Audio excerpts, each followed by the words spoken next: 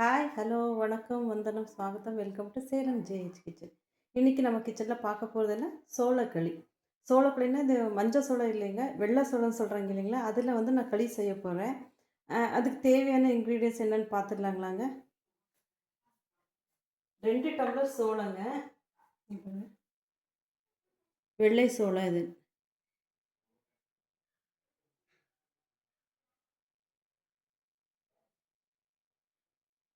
2 tumbler சோளம், 2 tumbler தண்ணி, ரவை. இது உப்புமா ரவை சொல்கிறாங்க இல்லைங்களா, அந்த ரவை ஒயிட் எடுத்துக்காதீங்க, இந்த ரவை எடுத்துக்கோங்க. இல்லைன்னா வந்து சம்பா ரவை இருக்குல்லைங்க, அதுக்கு எடுத்துக்கோங்க. அப்புறம் 1 டம்ளர் தண்ணி எக்ஸ்ட்ரா எடுத்துருக்குறேன். எதுக்குன்ட்டு நான் அப்புறமா சொல்கிறேன் இதுன்னு. இப்போ 2 டம்ளர் நீங்கள் எடுத்துட்டிங்கன்னா 2 டம்ளர் தண்ணி எடுத்துக்கோங்க. மாவு 2 டம்ளர்னு இதுன்ட்டு. இதுக்கு ஒரு பாத்திரத்தில் ஃபஸ்ட்டு வந்து தண்ணி ஊற்றிக்கலாம். அதுன்னு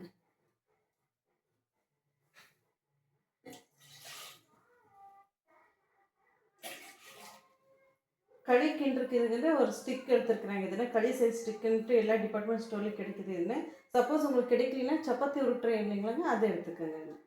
இப்போ வந்து நல்லா கொதிக்கி இதுக்குள்ளே ரவை போட்டுக்கலாங்க. இதுன்னு நல்லா வந்து கொதிக்க வைக்கலாம். கொதிக்க வைக்கும் போது மாவு போட்டு எப்படி கிண்டுறது உங்களுக்கு நான் சொல்லித்தரேங்க. இதில் ஃபஸ்ட்டு அடுப்பு பற்ற வச்சு இது பண்ணிக்கணும். இப்போ தண்ணி நல்லா கொதிக்குதுங்க. ஃபுல்லு நல்லா பாயிலிங் ஆகணும் இதுன்ட்டு. அப்போ தான் வந்து மாவு வேக, இல்லைன்னா வந்து கிட்ட முடியாது. இதில் குருணையாக கட்டிக்குதுன்னு நல்லா கொதி வரணுங்க. சால்ட் போட்டுக்கலாம். இதுன்னு கொஞ்சம் போட்டுக்கலாங்க. ஏன்னா குழம்பு சட்னி செய்கிறதுனால அதிகம் சால்ட் போட்டு சாப்பிட முடியாது. இப்போ சால்ட் போடுறேன். இதுன்னு நான் எக்ஸ்ட்ரா ஒரு டம்ளர் தண்ணி எடுத்துருக்கேன்னு சொன்னேன் இல்லைங்களா, பக்கத்து கேஸ் இது வச்சுக்கலான்ட்டு. இது கூட நல்லா பாயிலிங் ஆகணும். இது எதுக்குன்னா வந்து சப்போஸ் நம்ம கிண்டும் போது வந்து தண்ணி பத்தலைன்னா அப்போ ஆட் பண்ணுறதுக்காக தான் எக்ஸ்ட்ராவாக தண்ணி எடுத்துக்கணும். இதுட்டு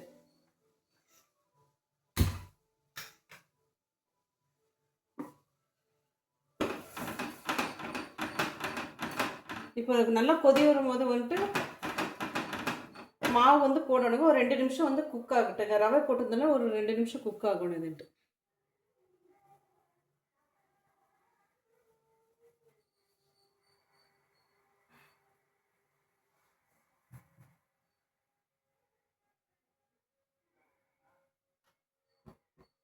இப்போ மாவு போட்டுக்கலாங்க. சோள மாவு இதுன்னு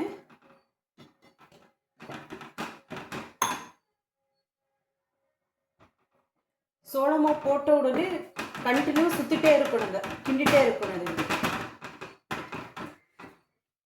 விடாமல் கிண்டிகிட்டே இருக்கணும்.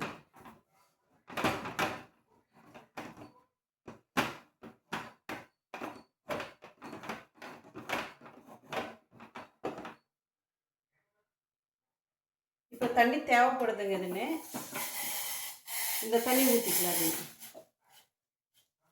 மறுபடியும் தேவைப்பட்டால் நீங்கள் ஊற்றிக்கங்க.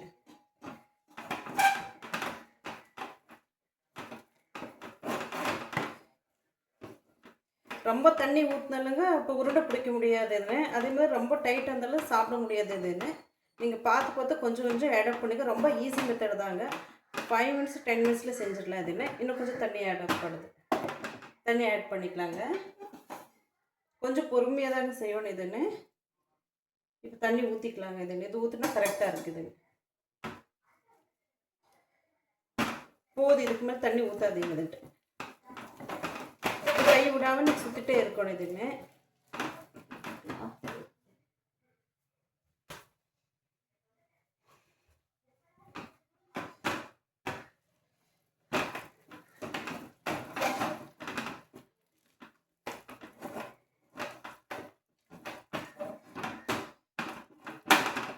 இப்போ நல்லா டைட் ஆகிடுச்சு. இதுன்னு நீங்கள் பாருங்கள், இதாகிடுச்சுன்னு. இப்போ ஸ்டாப் பண்ணிடலாம். இதுன்னு ஒரு 2 நிமிஷம் வேகணுங்க. இதுன்னு பிளேட் மூடி வச்சிடலாம். இதுன்னு பிளேட் வந்து மூடி வச்சிடலாம். இதுன்னு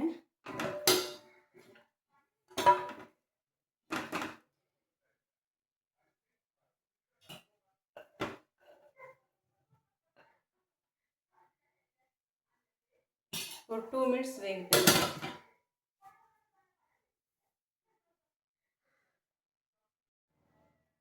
இப்போ ஓப்பன் பண்ணி பார்க்கலாங்க. வெந்துருச்சு இல்லைன்னு செக் பண்ணி பார்க்குறதுங்க.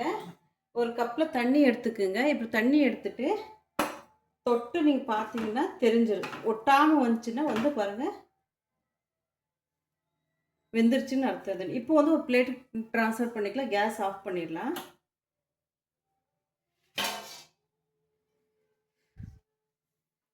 இது ஒரு பிளேட் வச்சுருக்காங்க. இதை ட்ரான்ஸ்ஃபர் பண்ணிக்கலாம். இது இல்லை இது தண்ணி கொஞ்சம் தொளிச்சுக்கோங்க. இதுன்னு இந்த பிளேட்டில் ஒட்டாமல் இருக்கிறதுக்கு இதுன்னு இப்போ ட்ரான்ஸ்ஃபர் பண்ணி உங்களுக்கு காட்டுறது.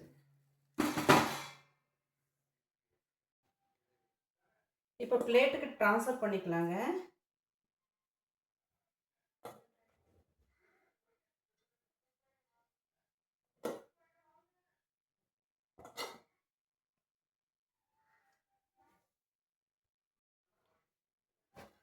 இப்போ சூடாக இருக்கும்போது நல்லா வந்து ப்ரெஸ் பண்ணி எடுத்துக்கலாங்க.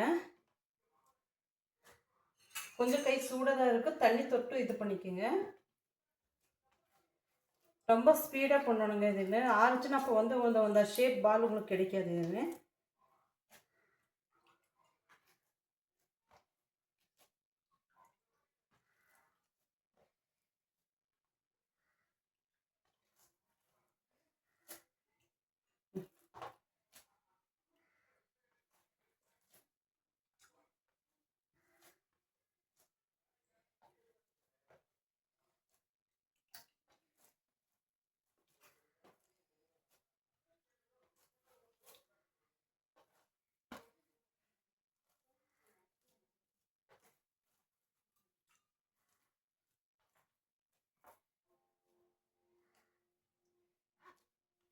இப்போ எவ்வளோ பால் தேவை நீங்கள் வந்து இது பண்ணிக்கோங்க.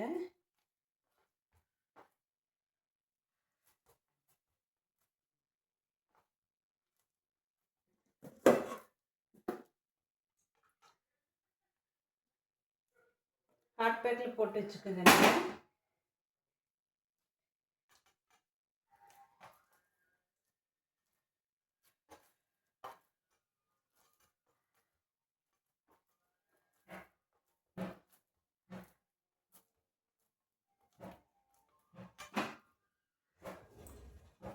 சப்போஸ் உங்களுக்கு வந்து பால் வந்து கையில் பிடிக்க தெரியலன்னா இன்னொரு ட்ரிக் இருக்குங்க. ஒரு பவுல் மாதிரி இதை எப்படி எடுத்துக்கோங்க.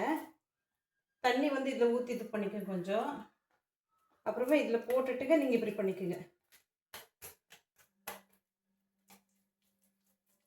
இது இன்னும் ரொம்ப ஈஸி மெத்தடு தாங்க. இது இப்படி பண்ணிட்டீங்கன்னா கூட கரெக்டாக உங்களுக்கு ஒரு பால் ஷேப் கிடைக்குதுங்க.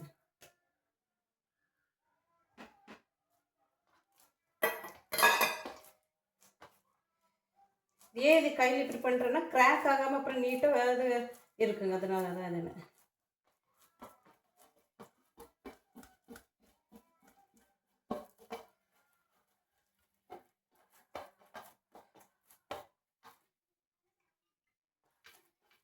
தண்ணியை இப்படி தடவுறேனுங்க. ஈவினிங் ஆகும் கூட வந்து அப்படியே வந்து ஃப்ரெஷ்ஷாக இருக்குது, காஞ்சு போகாதுன்ட்டு பாருங்கள். சோளக்களி ரெடி ஆயிடுச்சுன்ட்டு நீங்களும் இதே மாதிரி ட்ரை பண்ணி பாருங்கள். இதுக்கு வேர்க்கடலை சட்னி செஞ்சுருக்குறாங்க, கொண்டக்குள்ள குழம்பு செஞ்சுருக்கிறேன். நீங்கள் எந்த குழம்பு செஞ்சாலுமே நல்லதாக இருக்கும். இதுன்னு நீங்கள் கண்டிப்பாக ட்ரை பண்ணி பாருங்கள். இந்த பிடிச்சா லைக் பண்ணுங்கள், சப்ஸ்கிரைப் பண்ணுங்கள், ஷேர் பண்ணுங்கள். தேங்க்யூ.